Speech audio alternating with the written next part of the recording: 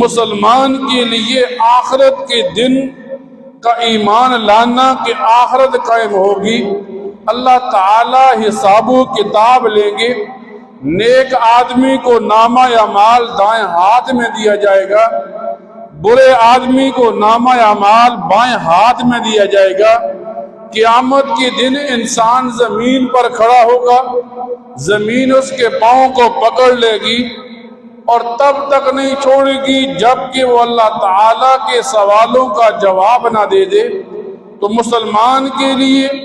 قیامت کا عقیدہ رہنا، قیامت کے دن کا قائم ہونا،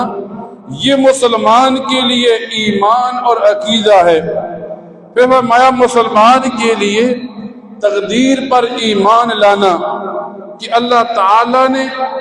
ایک آدمی کو پیدا کرنے سے پہلے اس کی عمر لکھ دیتے ہیں، اس کا رزق لکھ دیتے ہیں، اس کے بارے میں لکھ دیتے ہیں یہ آدمی نیک ہوگا، یہ آدمی برا ہوگا،